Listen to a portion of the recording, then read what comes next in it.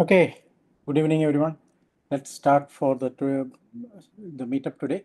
So we have two topics today, two speakers today. So let us start anyways.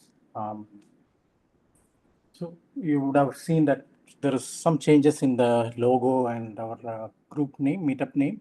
It was earlier sorry. So earlier it was Kubernetes user group. Now there is some problem in the IP copyright. So we are using Kubernetes Cube Smart User Group. Basically, it's Kubernetes and AA. So that's why there is a change in the logo and the name of the meetup. So as usual, please upload any photos for the event, and then you can download it whenever you want. And please don't delete any of the photos from the photo. We'll start with acknowledgement of country. Kubernetes Australia respectfully acknowledge the traditional land of Gadigal Nation people. We pay our respects to their elders, past, present, and emerging. So today, let's see, this is the agenda. We have two speakers today. One is Grid Seamless AI Workload Migration Across Nodes by Linbo He. He's part of Microsoft. He's working with Microsoft team and as part of engineer in Kubernetes. In the case, the second one is from WSO2 by Binura, the engineering blueprint behind our internal developer platform on Kubernetes. So our mission is to share knowledge and learn faster, certify smarter, and grow stronger. Basically, we will share vouchers which will enable you to certify your path to Kubernetes. So these are our volunteers. Today, unfortunately, others could not join. So I am alone today. So today, our venue sponsor is Microsoft, and a big thank you to Microsoft. And CodeCloud is our plug learning platform. They are also sponsors for today. And today's event sponsor is WSO2. Binura is from WSO2. So this is our global footprint. Yeah, we have around 30,000 people members in the meetup. So these are the upcoming events. So we have Melbourne 28th June in India and 21 in Canada. Again, Melbourne 2nd July. Introducing KSUG.AI, Kubernetes Cube Smart and AI user group. Our focus is multi-cloud, cloud-native Kubernetes and AI. Our social platforms has got some numbers listed down there. So basically, we want to promote people to more aware of Kubernetes and get certified in all the certifications of Kubernetes and then be Kube strong. So you can follow this particular link. This will contain all the updates, the vouchers available for redeem. So CNCF for the Cube certification, they will announce some discounts. All those vouchers will be available in this link. We can note it down in another format. The same thing in another format you can see. So there's a share the Joey campaign where you can request for a voucher and there will be a lucky draw and 3 people will get CKA certificate. Each month there will be a lucky draw and the winner will be announced and voucher will be handed over. Also, if anyone has got any vouchers, please share. So there are special promos for KSUG. That is for these 3 books. So you can, if you want, you can buy it. So some of the certification highlights: 100% free AWS Azure Akame exam vouchers, 50% off for Google Cloud and Alibaba Cloud certification.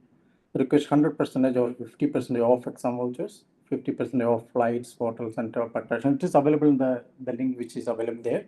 You can get the information from there. This is the astronaut global map. Strong program where you will get all the Kubernetes certification. You will get added to this particular map, and then you can be available. Other people can get to know about you. So I'm just first flagging on this, so you can scan this QR code for joining any of the speakers as a speaker if you want to contribute, or you want to join as a volunteer, or you wanted to be a sponsor. You just scan the QR code and show your interest. So there are queues and prices. We have 3 into Code Cloud access, 3 into 500 Akamai Cloud credits, and 3 into $9.99 Akamai Cloud exam voucher. So we'll go back. So let us welcome Linbo for his first talk, and then we will move to Binura. Thanks. Yeah.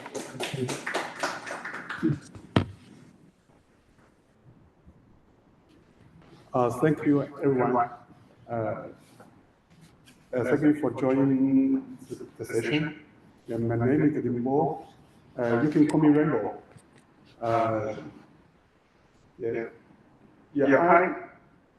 I'm a software engineer on Microsoft AKS team in Sydney. Today, I'm very excited to share the session, Great Transparent Migration of a Workload Across Nodes. Okay. At first, before talking about the grid, I want to introduce another open source project, Kaito. Yeah. Kaito is an AI tool chain operator. It is very useful for user to run our large language model inference or tuning workload in the Kubernetes cluster. It is very convenient for user to use it. Yeah, I can introduce Kaito briefly. At first, all the large language model is stored as container images in the public and hosted in the public registry. So user don't need to take care the for example, download or management of the large language models. So for user only need to apply a workspace CR resources to the Kubernetes cluster. And this workspace CR resource include GPU requirements and maybe inference or tuning configurations. And the node provisional, maybe red box, this component node provisional box, this component will create GPU nodes according to the GPU school and inference or fine-tuning configurations. And after GPU node is ready, and workspace controller in the green box, and this controller will create inference and tuning workload, for the user. And this workload will run on these GPU nodes. So all of these are automated by the Kaito, and the end user only need to apply a workspace resource. So it's very convenient.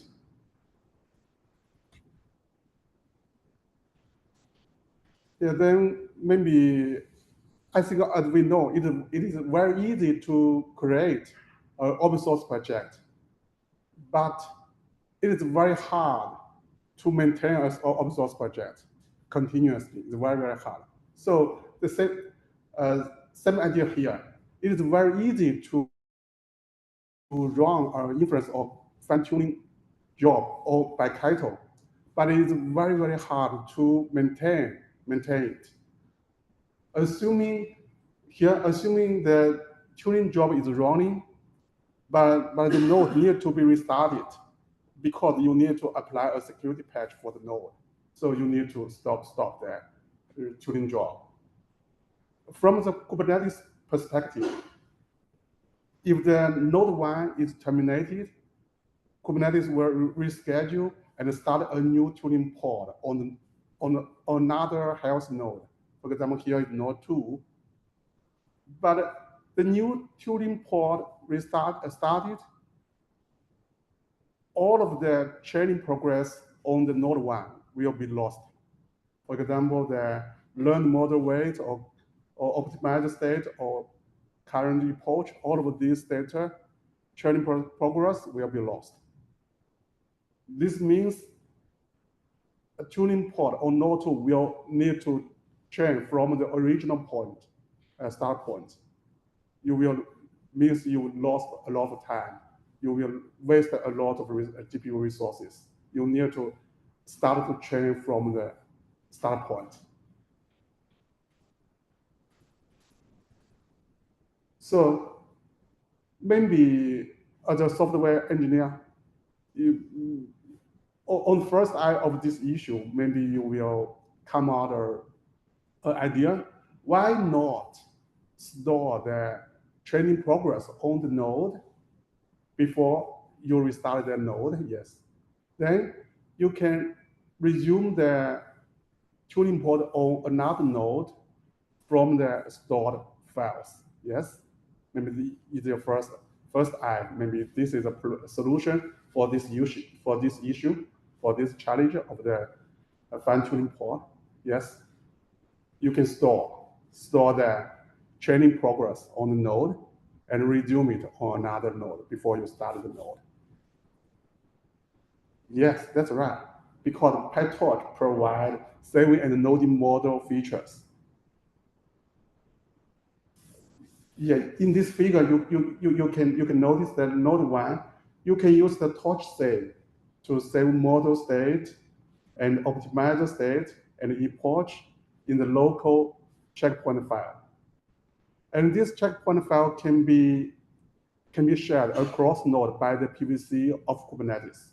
So on the node 2, you can also use the torch load API to load the model state, optimized state, or epoch from the checkpoint file. Yes. So the training progress is resumed on a new node. Yes. Yeah. From my perspective, this solution from the PyTorch is an application level solution for checkpoint and restore.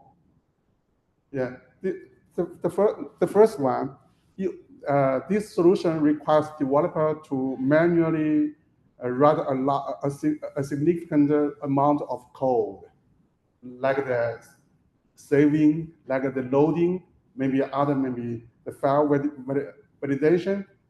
This code for in the transcript. Yes, this means it's application intrusive.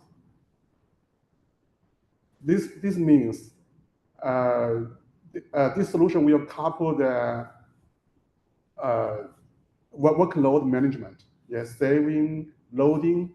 This is workload of management with the core chain logic. Yes, because this tuning job is a chain. Not much language model chain fine tuning is a chain progress. So this solution will couple the workload management and core chain logic. Yes, maybe it is not a convenient point. The second one, this solution is very hard to automate the training workload migration because this saving and loading this logic is hard coded in the chain script. So the checkpoint trigger condition maybe is also hard coded. Maybe after a epoch or after maybe a number of steps training, maybe trigger one save. Yes. But so it is very difficult for user to trigger a checkpoint action before when they want to apply a security patch. Yes, because the trigger condition is hard coded. So there are two challenges for this solution. Yeah, if we want to provide a common solution for checkpoint and restore, maybe from the application level to checkpoint or restore, maybe it's not convenient. So we will think, yeah, we should consider maybe provide a common one. Maybe we need to maybe provide a solution from the system level, not application level. The application should not aware of the checkpoint and restore. Yes. Yeah, this is the KSUG. This is the transparent checkpoint and restore solution. KSUG is an open source tool that works in user space to checkpoint and restore application transparently for Linux. But KSUG is used for checkpoint and restore for CPU status, not GPU. Cannot be used for GPU. Fortunately, NVIDIA provides a tool named CUDA checkpoint, and this tool can be used as a plugin for KSUG, and can be used to checkpoint and restore GPU state transparently. In this figure, you can see when we want to from the step one. If we want to checkpoint our application, or maybe a training application, yeah, we invoke the KSUG. KSUG will invoke the CUDA checkpoint through the CUDA plugin. And CUDA checkpoint will invoke the CUDA driver API. Yeah, all of this invocation has no relation with the application. Application will not doesn't aware of the checkpoint action, and the checkpoint data will be stored in the storage, and this can also be used by the KSUG and the CUDA checkpoint in the application restoration. So this solution is from a system level to checkpoint and restore. Maybe this is the right solution for us to provide a common solution for checkpoint and restore. Okay, KSUG and CUDA checkpoint is a very low level. Yeah, connected to the CUDA driver. So we need to integrate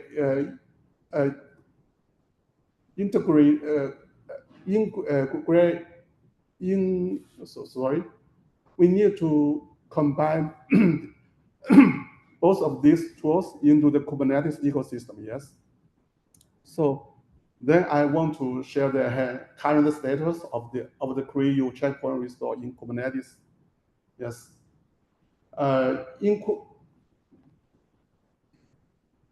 For basic container checkpointing feature, now is supported in beta version, in Kubernetes version 1.30.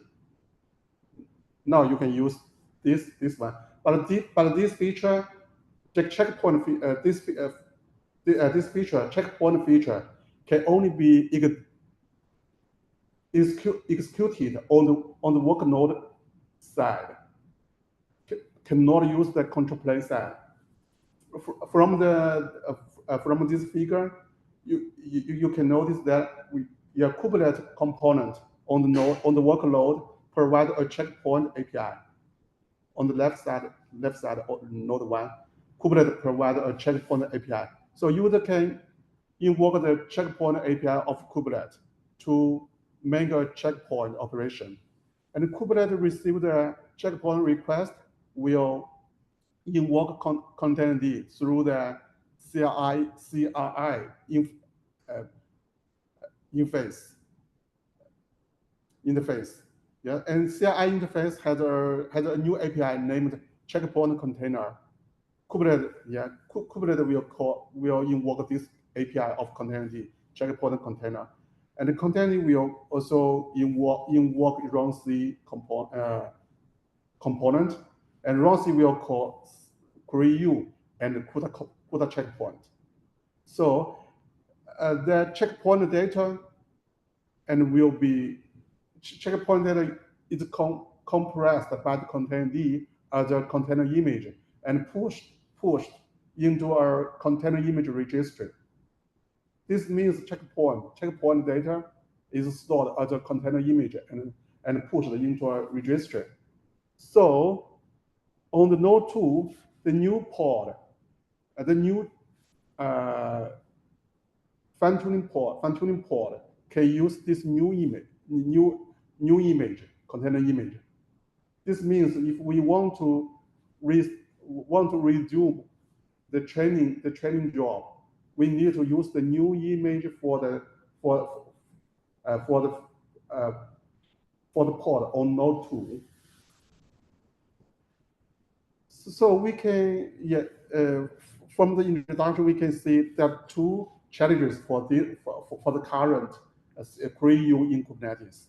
The first challenge is no efficiency. As we know, the large language model, the checkpoint data is very, very huge, nearly maybe 20 gigabyte, maybe 50 gigabyte if a large language model. So and the checkpoint data is stored as a container image and need to push into the container image registry.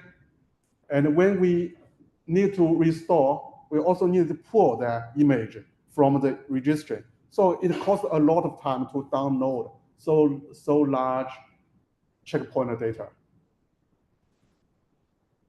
This is the first challenge for this solution, for the current solution in Kubernetes.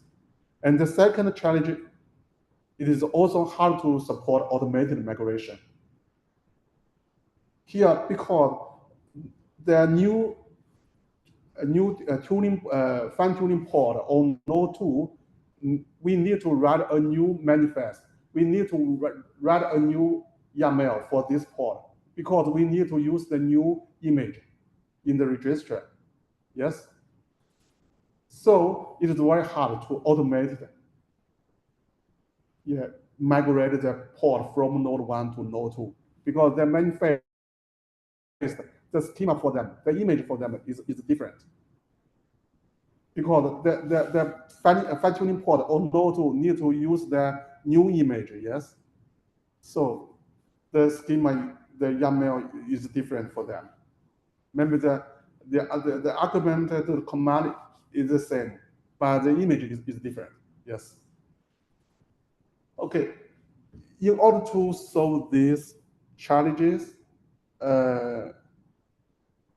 yes, this is a great project, open source project, in order to solve these challenges. At first, create is short for GPU restoration and internode transfer. Yeah, great.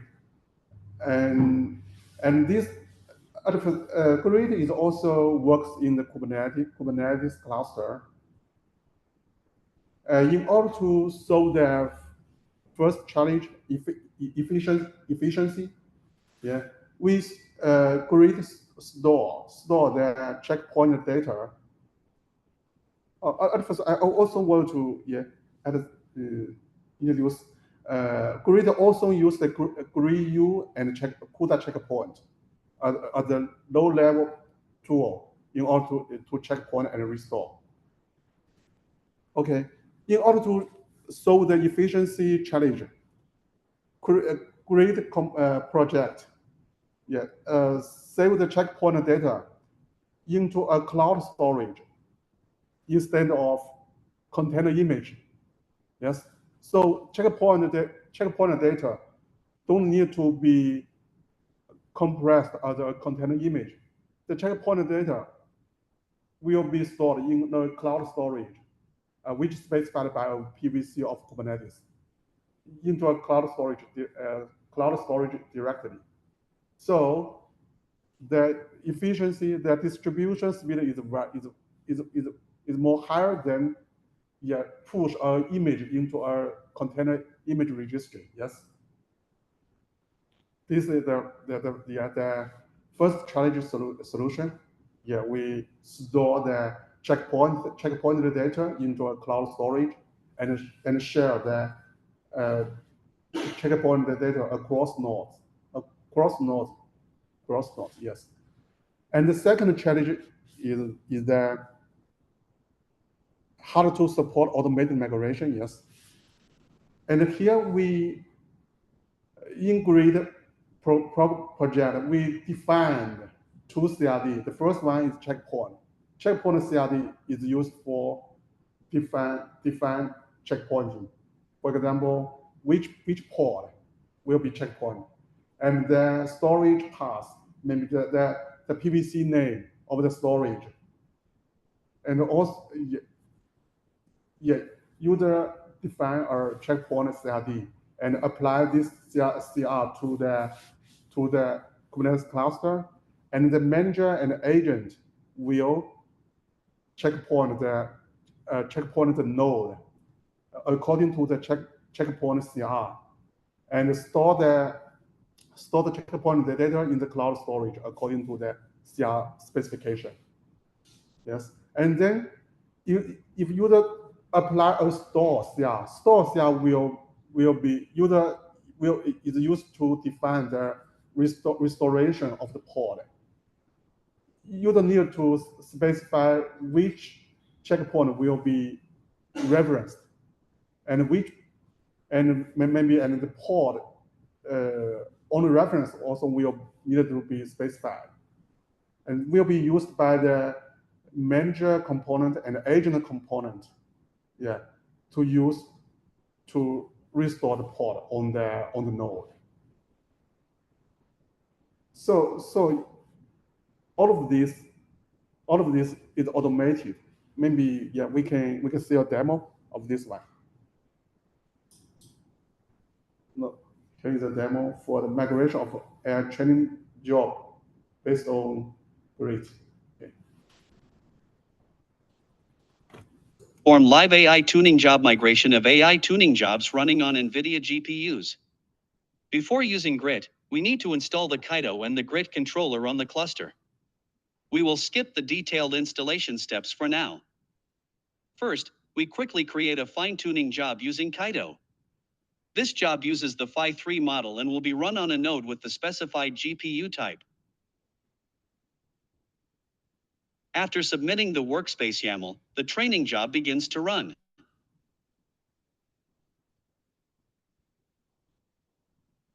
This job prints a log line every 5 steps to report the progress.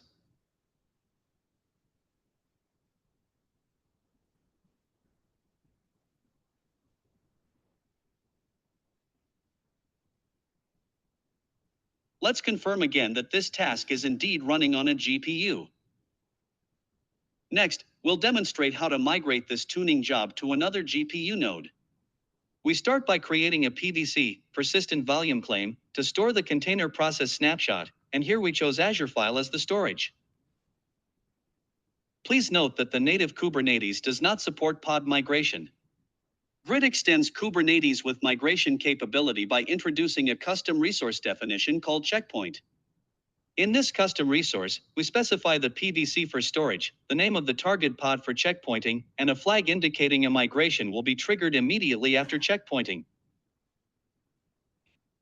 After submitting the checkpoint YAML, a Grit agent pod will be created which starts to checkpoint the container and upload the snapshot to Azure file. Once the checkpointing is completed, the Grit controller will automatically delete the old pod and the job controller will create a new pod on a new node. We can see that a new pod has been created on the new node. At the same time, another Grit agent will be created on the new node which will download the snapshot from Azure file. After the snapshot is downloaded, the new pod starts from the checkpoint. Migration succeeds. The Grit agent pod is automatically removed. Let's look at the container logs. Note that to provide a better user experience, we also migrate the logs from the old pod to the new pod. Hence, users can check the full log of the tuning job after migration. From the logs, we can observe that the tuning job paused for a while.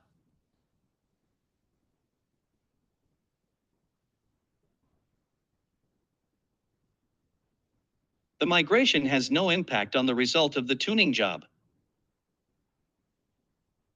Thank you for watching this demo.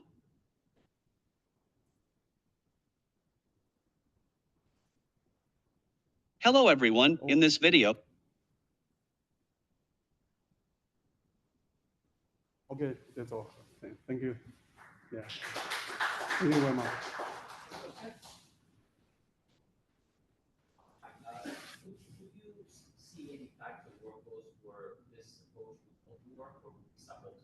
Because we talked about AI workloads, right? But any specific types of workloads where you don't think this is Training workload. For example, fine tuning. Now only one single training job. Training job is supported. If the training job is distributed, now it's not supported.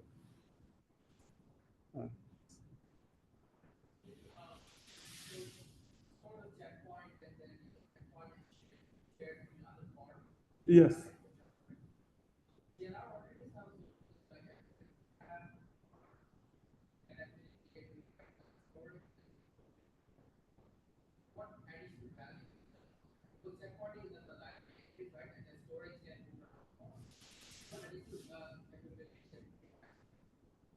Oh, sorry. Can you?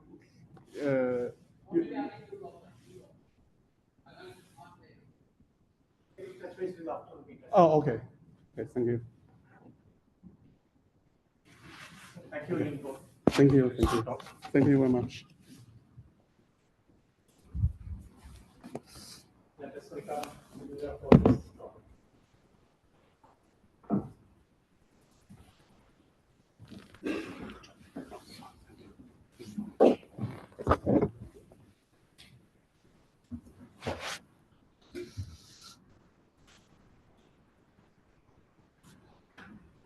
You can unshare. You can come out of Zoom. Okay.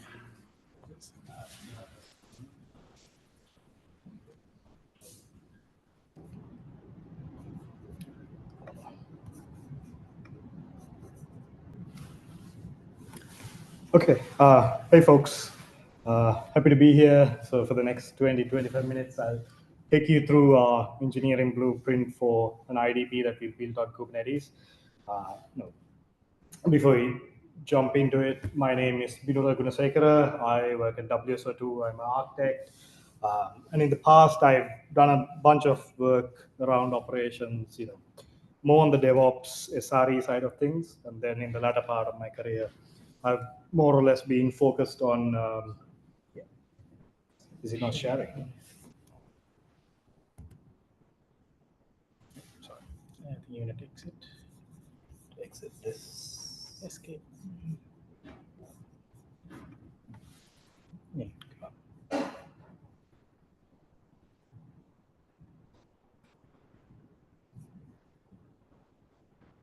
Sorry, just double.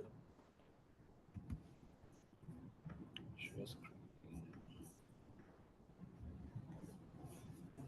Yeah, that's fine.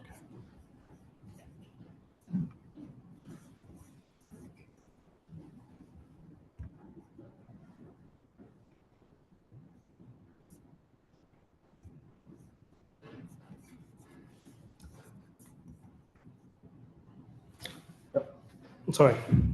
Back to the topic. So before we jump into the engineering, the nitty-gritties of the actual blueprint, I want to sort of set the stage for how we like to think about IDPs. And as per usual, it helps to design these systems around actual platforms that we see in the real world, right? So one great metaphor that we found to really resonate with a lot of people is the idea of thinking about a platform as sort of a well-oiled, efficient airport, or like a bustling train station, right? If you really think about it, these aren't just hubs where people come and go, but rather these are complex, multi-layered ecosystems. And unless you've really worked at an airport, maybe management, right? You really can't comprehend the amount of complexity that takes to run all the shops, the restaurants, the kiosks, making sure all the flights are on time, right? It's quite complex. If you think about it, it's kind of like a small city in some terms. But us as passengers, we rarely notice any of that. Right? We take it for granted. We walk in, we walk out, we get on our flight or on our train, and we are happy. We are blissfully ignorant and happy. And that is something that we think philosophically is a great attribute for an internal developer platform as well.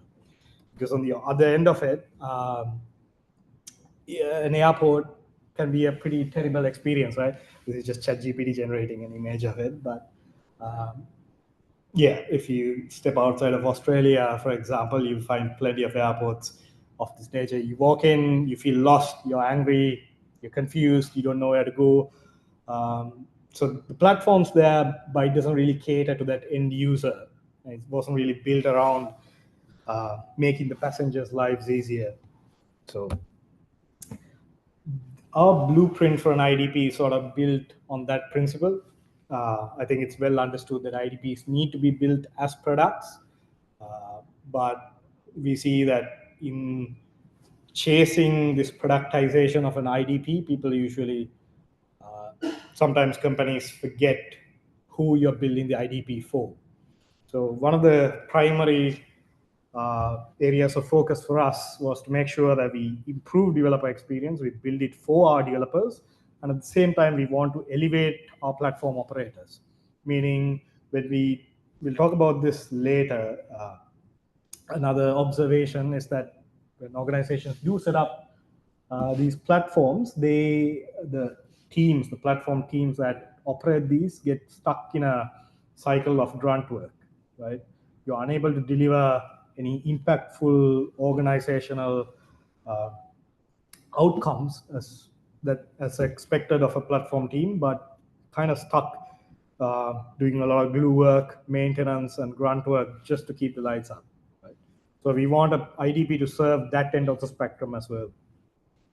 And then we look at an IDP as not just software delivery and operations, but rather with a focus on enterprise software engineering as well. So we'll get to that in a bit. We'll jump into the technical parts here. So one of the core decisions that we made when we designed this is to break it in half. So top left is what we call the control plane. Now that we build and operate as a SaaS, right? Again, this was built as product. We are in the process of open sourcing it. We'll get to that later. But on the control plane side, we operate it as a SaaS. We build it, we develop, everything is on that SaaS model, and that is API centric, right? So we can create as many control interfaces as you want, and we do have an internal development portal that's sort of embedded into it, as well as like a CLI, because it's API, you can really do whatever you want with it. And that sort of exposes what we call these platform abstractions. Again, there's a lot to digest here, but we'll get to this layer by layer in a second. And then, because the control plane is on the cloud, what we do is we expose a bunch of cross-platform capabilities. So this is where our observability, the business insights, DORA metrics, your cost optimizations driven by a bunch of AI agents, deep RBAC across the platform, an internal marketplace for developers to build capabilities in-house and to sort of share it with other teams in your organization. So all of that is exposed through the control plane. And then on the bottom right is what multi-layer thing that you see there is what we call a data plane.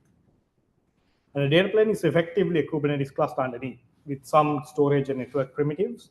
And we install a bunch of stuff on top to sort of create an end-user experience where you don't really have to deal with the entire platform but rather you deal in platform abstractions. And we do dog food this internally at WSO2. We've also got customers using it, but we'll get to it in a second. So if I were to flatten the data plane up and show you a diagram, this is what it looks like. So the octagons that you see inside those we call cells. They are a way to sort of organize your deployments into modular domain-driven entities. And what you can note here is that we've integrated a whole bunch of open source tools into the data plane, right? If you look at this diagram, it takes a while to sort of really cover this end to end because there's so much going on in it. So we'll just come back to that original diagram in a second and go layer by layer. So these are some of the tools that we sort of baked into the data plane, right? And one key engineering principle that we always taken into consideration is that we didn't want to stitch these together sort of as a glue behind some simple portal or catalog. We wanted to take these tools and really integrate it vertically and unify it into a single platform and offer it through a single interface for both platform engineers and for developers that use the platform. And this is a screenshot of the CNCF landscape as of today morning. It's grown to an extent where you can't even see what's in it, right? And figuring out the stack that you want to build your internal developer platform with in the first place is also a challenge these days. So you need to really invest in a lot of trial and error to come up with a selection of tools that you want to integrate. Right? Now, I'll step back a bit. This is the same diagram we looked at before. On this slide, we're just going to walk through this layer by layer so you can sort of understand what this diagram represents. Okay, so layer one is basically our infrastructure, the primitives layer. So we take a Kubernetes cluster, we can run anywhere. So on AWS, Azure, Google Cloud, on some Kubernetes distribution on-premise, on bare metal, all of that works. The data plane does have some storage and network primitive prerequisites that the infrastructure does need to provide. But other than that, it just runs on Kubernetes anywhere, and it is designed to be cloud agnostic from the ground up. So we also, at the Kubernetes layer, we install Cilium with eBPF. If you haven't heard of eBPF, sort of a great way to have zero, what's the word they use? Say it's unobtrusive programmatic access to the Linux kernel. So you can have a look at how your network, your security posture, what insights into your container activity and all that through eBPF. We also set up what we call automation pipelines, basically a form of Argo workflows for platform engineers to sort of come in and build pipelines for provisioning infrastructure and other platform services that will eventually get used in the upper layers as we go on. We also have a very pluggable architecture, meaning you can plug in any secret store, or you can embed something like a HashiCorp Vault, or you can use a cloud service. The same thing goes for a container registry. Any OCI compliant container registry will work. Or you can also embed something like Harbor or the CNCF distribution registry into the data plane itself. On the next layer, we have what we call our observability layer. So this integrates deeply vertically both ways, right? We plug into the Kubernetes layer, we plug into eBPF, even the automation pipelines mechanism that we have on Argo workflows also plugs into the distributed log aggregation layer. And then we use a bunch of stuff here, FluentBit as our daemon set to sort of pump all the application logs into OpenSearch, Prometheus, Thanos, and then Hubble that comes with Cilium. Again, this allows us to sort of capture network traces, logs, set up alerts, and basically do everything that's required for an observability stack that's embedded into a cluster in a central position. And then we install what we call the data plane orchestrator, right? There are three main components here. We install a CI system, and we bake in things like build packs, cloud native build packs, so our developers don't need to write Docker files. We use things like Podman, so we can run rootless container in container builds. Again, all of that is powered by Argo, but for developer convenience, when a developer creates a component or application, or most of this is auto-generated, right? And we'll see that in a second. And the second part is what we call the orchestration layer. So this is a bunch of agents and control systems and custom resources that get installed onto the cluster. And that basically takes care of connecting to that control plane that we spoke about, where you define the platform abstractions. And then this layer takes charge of sort of organizing your data plane to represent the platform abstractions that you had on the control plane. You also put a bunch of physical API gateways. There's an internal API gateway, external API gateway, and a web application, like an ingress controller that's also installed. Right? And we use this to sort of logically partition and multiplex your cluster's resources into that end layer where users basically interact with this through those abstractions and through those platform capabilities. And the best part is most of the time users don't really need to see any of those layers underneath. And the platform engineers also don't need to really get into a cycle of where they're trying to wrangle their way out of, all these glue scripts and things that you'd end up doing on a normal portal-driven experience, right? And then when you zoom out a bit more, you aren't really stuck with one data plane. You can connect up as many data planes as you want.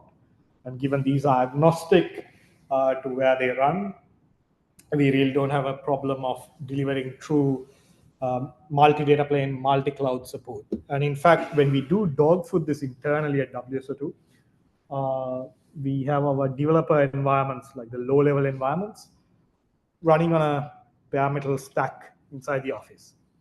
Right? And our production environments are actually with Azure. So developers are completely unaware of where these deployments are going, and they don't need to worry about it. So coming back to those platform abstractions. So these are some of the basic abstractions that Choreo, again, that's the name of the developer platform, is built on. At an organization level, you connect up your data plane, your Kubernetes clusters, and then through those controls, you can multiplex them into multiple environments. Once you create those environments, you can create your continuous delivery pipelines. You define those at org level, and those just get applied to projects. Now, we'll look at some examples in a bit, and these will all click into place. I know these are pretty high level. And if you look at each of these projects, right? So usually a development team operates inside a project. And the way we represent a project in the data plane is through something we call cell-based architecture. There is a reference architecture there, you can Google it. There's a lot going on here, but the idea is when a software team deploys the applications into a project, we logically create a cell, right? And using those actual API gateways and the ingress controllers that we have on the data plane, we are able to create this construct for developers to use. So C1, C2, those are just applications. And it's very easy for developers to expose them to the internet through the northbound ingress, or you can even control outbound access through the southbound API gateway. So as a platform engineer, you don't really have to put a firewall in place to control your southbound, as in the network calls that go out of your organization. You can just create a policy, and those would be applied across these API gateways. The same goes for east-west traffic. It's fairly simple for a developer to get around and operate on that framework. So coming back to the portal, right? This is what we call the T perspective. Now, if you go back to some of those diagrams that you saw before, this sort of allows our platform team to define how the platform needs to behave. You can connect up your data planes, you create the environments in that data plane, you set up your domains. Again, user management and role-based access control is vertically integrated from top to bottom. So you set that up, you create your delivery pipelines on those environments. You set up automation workflows, approvals for promotions, and a whole bunch of other things. Basically elevating the role of the operator. This is just a very basic example of how that works. As a platform operator, they go in and they just define some deployment pipelines on the environments that are already available. It's quite straightforward. And when a developer logs in, those are automatically applied to their perspective, right?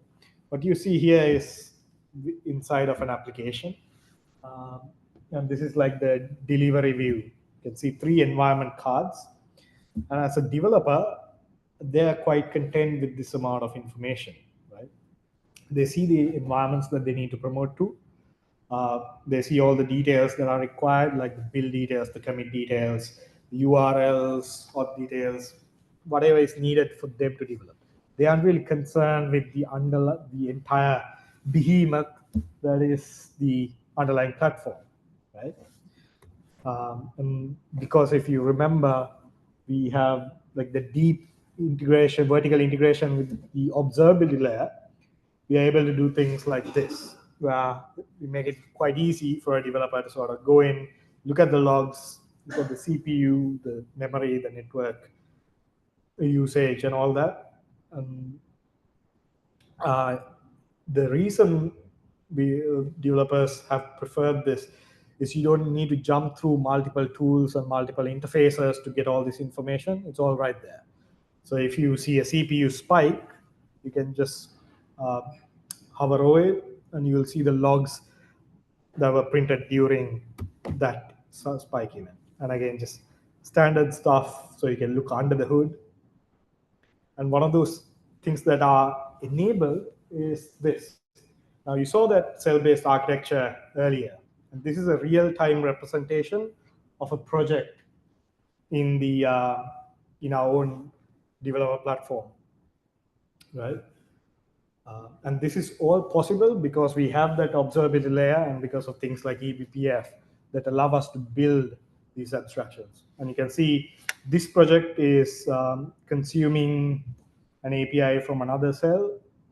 There's incoming traffic from another cell into the cell from the east, and a bunch of services are exposed to the internet as well from the northbound gateway. And you can zoom out even further, and this is the software posture for WSO2's internal application department. This is where all of our expense management, leave, HR, finance, all of it runs. It makes it very easy for developers and for platform operators to get around it and to see a real-time view of how your actual enterprise architecture is behaving, right? So Choreo does a lot of things, and if you come back to some of those philosophies that we spoke about earlier, our IDP design is not just focused on developer experience. It is one of the driving principles. But we also want to look at elevating the role of an operator on a platform, so you can sort of help them move away from the grunt work and just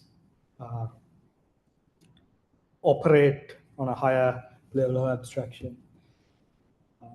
So yeah, some final remarks is to build platforms around actually improving developer experience. We often see a lot of IDPs built around the concept of like a catalog. And we'll get to that in a second. And the other thing is, I talk about abstractions a lot, but the reality is finding the right abstractions can be a time-consuming effort, and if you get it wrong, it can even be counterproductive in the long run. So we actually open sourcing Choreo. It's called Open Choreo. You can find it on GitHub. It is sort of a rewrite, but we are using the same concepts and the abstractions that's used in the SaaS model. So check that out. And coming back to that idea of catalog-driven IDPs, so this is something that you see a lot when platform teams try to build it around a developer portal, right? So it's great. It's better than nothing. Where you have a catalog, you can see what's what, you can see who owns something. It's like a layer of additional metadata and documentation that lives on top of your source code repositories, right? But the developer experience here is usually always terrible because you have a bunch of links that take you to a Git repository or a sort of GitOps repositories. You really can't figure out what's what, and you end up talking to the platform engineering team to figure out where to go from there, right? So it's you have developer self-service in the sense you've exposed your entire infrastructure to developers when they don't really need to worry about it. But at the same time, it doesn't really make their lives easier because they still need to jump through hoops and hoops to get something done, right? Usually that's jumping through multiple interfaces just to get, to debug an application, change a configuration, something simple that should have been simple in the first place. And this is the usual PE experience sometimes. Some of you might, if you've seen platform teams, might be able to relate. What happens is you create, again, like that partial developer service, developer self-service, and then you still have to do the things that you were doing before, like handling your tickets, responding to incidents, maintaining your SLAs, doing your drills. On top of that, you now have to sort of deal with all the distractions from your developers who now have access, who are now possibly breaking things and possibly pinging you to figure out, okay, what do I do? Where do I go from here, right? So one of the things that we usually recommend is to get the right building blocks and not sort of try and build everything from scratch, because that's not the outcome that you want, right? You want to build an airport for your organization where everybody can use it as a transit hub of sorts. You don't want to be stuck in a rabbit hole where you're making bricks to lay the foundation. So that's it. Thanks for listening in. Again, remember, Choreo is going open source. Have a look at it. Thanks.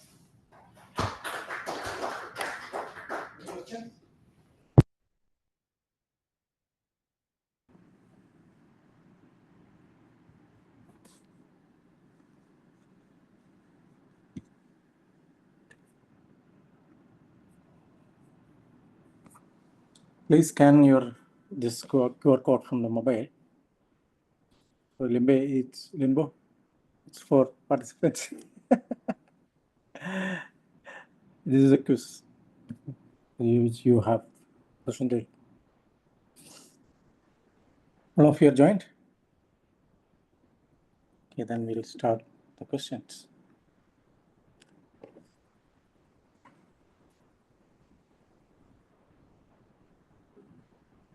So first question, what is the primary goal of an internal developer platform as presented in this deck?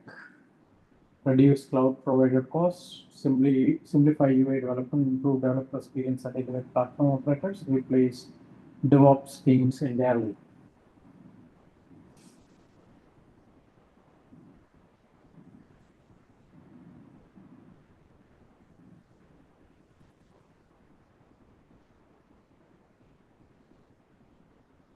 Yeah, full.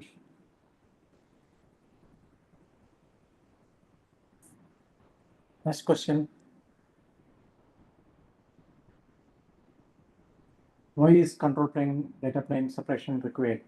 To create an API-driven control interface, To keep management and usage traffic separated as failover and disaster recovery mechanism will after one.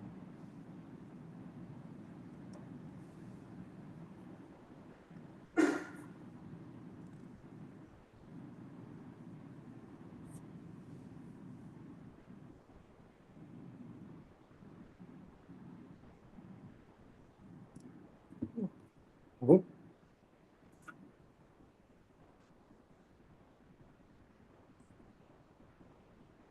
What does platformless experience refer to the context of this IDP? Not requiring Kubernetes cluster, developers interact with high-level abstractions and not abstractions of underlying platform. The platform is managed by a third party, so you don't have to deal with it. There is no platform.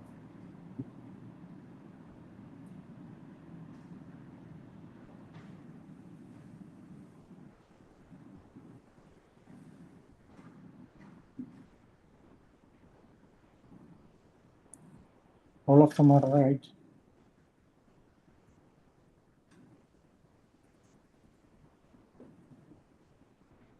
Which network technology is mentioned for secure traffic in project environments? Istio, Calico, WireGuard, OpenVPN.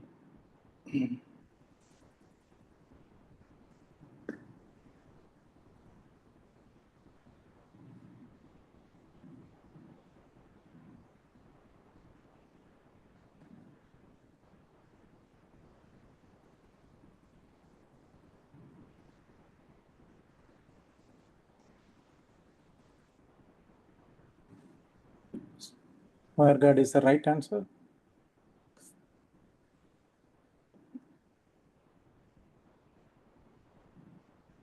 What is one thing Choreo's multi-data plane support enables? Deploying apps without Kubernetes, running different Kubernetes versions in the same cluster, application delivery across isolated non-prod and prod environments in different clusters, manual CI/CD for different environments.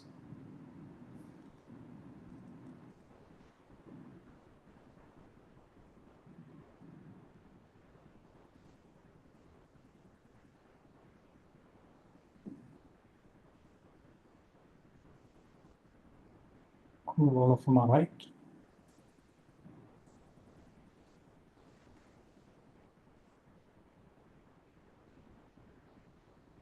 Conveys, what role can EBF play in an internal development platform?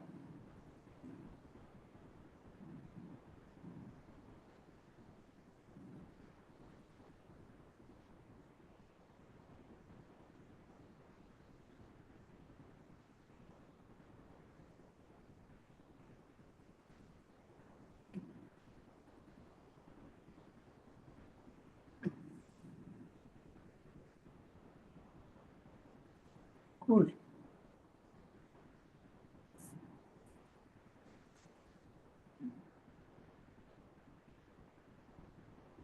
In this IDP architecture, how is deep observability achieved?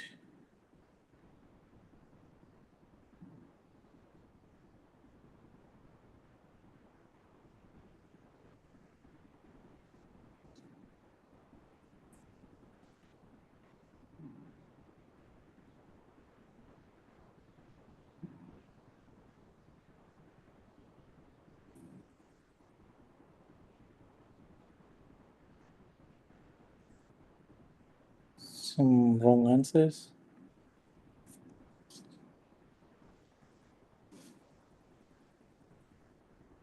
What is meant by finding the right abstractions in an IDP context?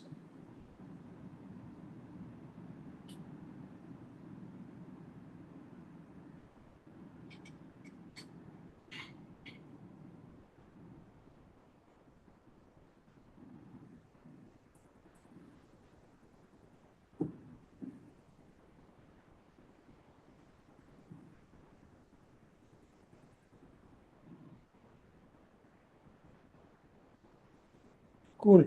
Everyone did it.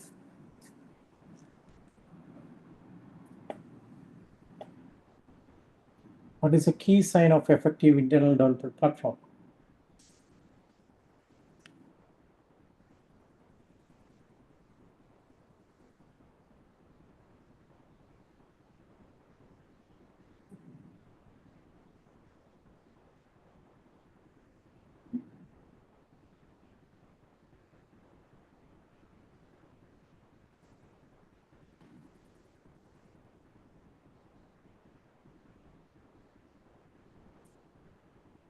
All of the above. Last question.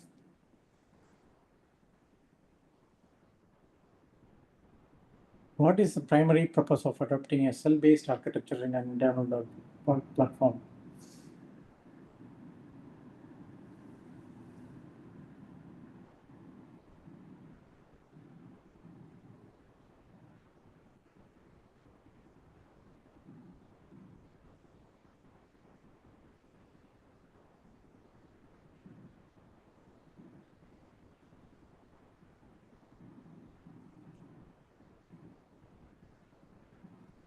Cool. Some wrong answers. Let us look at the leaderboard.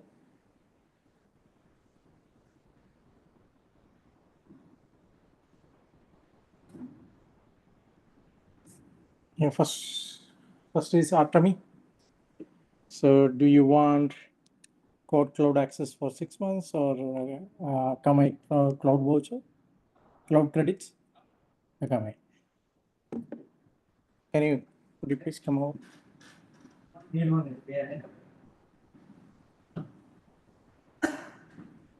Sorry. Can you scan this and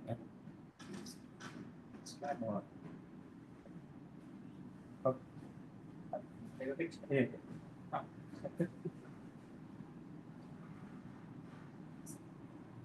Thank you. Who is Mike?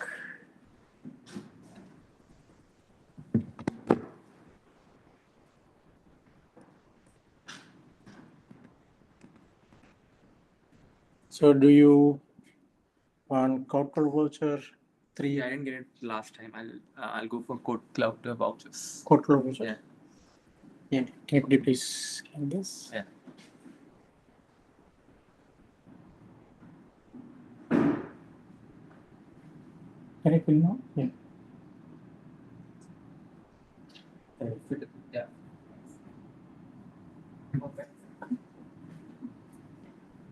Who is Swapnil?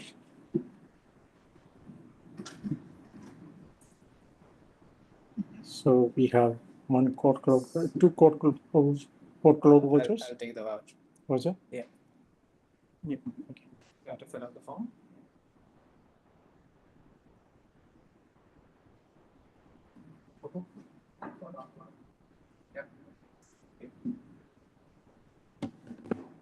Who is Swak Collector? Good name. Okay. Peter?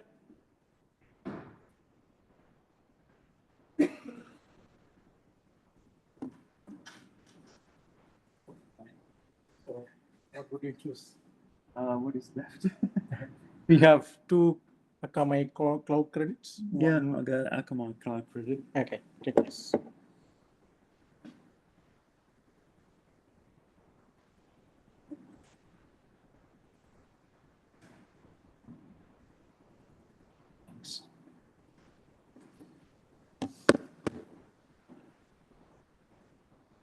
Angit. So we have one code cloud voucher. Code cloud.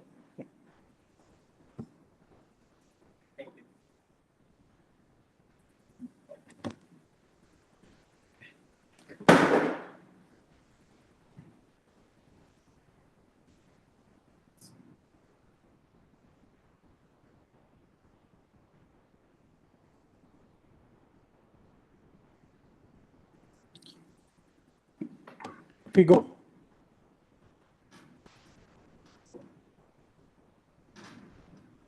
So we have one code cloud voucher Oh, okay. Yeah. and one Akamai cloud credits. Credits. Cloud credits. Yeah. Okay. Okay, I get. You enter the details there. Nice. It's a Google form. Cool. Okay. Thank you.